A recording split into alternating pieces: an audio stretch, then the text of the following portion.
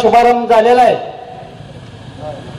प्रचाराचा शुभारंभ होत असताना आपण मागील काही जे उमेदवार उभा होते, ज्यांनी कामं केली होती, त्या संदर्भात थोडं बोलणं गरजेचं आहे।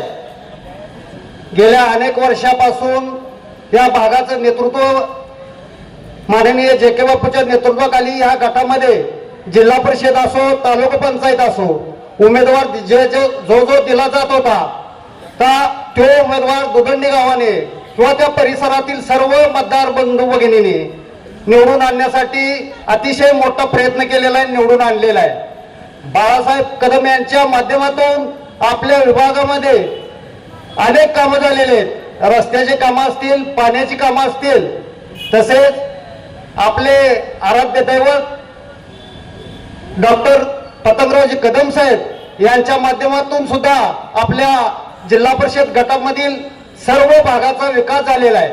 आपण कामातून मतं मागतो, ही लोक काय करतात तर आपल्याला कुठेतरी मोठं व्हायचं आहे, आपलं नाव कुठेतरी मोठं करायचं आहे, ह्यासाठी ती मतं मागतात। बापूने आजपर्यंत काम करत असताना काम दाखवलं, परत मतं मागितली, असा आपला एक पॉइंट आहे।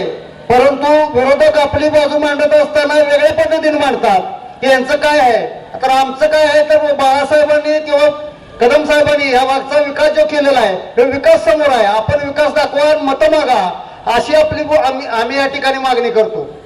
तसेच ह्या सर्व तालुक्यातील मतदारसंघातील मागासवर्गीय समाजाला न्याय देण्याचं काम डॉक्टर कदम साहेबांनी केलेलं आहे। त्यानंतर आज बाळासाहेब कदम सुद्धा करत आहेत। या भागातील गोरगरीब जनतेला हॉस्टेलमध्ये प्रवेश असेल, कॉलेजमध्ये प्रवेश असेल, नोकरीमध्ये संधी असेल, ह्या सर्व लाभ जो बाळासाहेब कदम असतील, महेंद्रप्पा असतील किंवा जे.के. बापू असतील यांच्या माध्यमातून दिला जात आहे। अशा पद्धतीने ही काँग्रेसची टीम जे हे काम करत असते।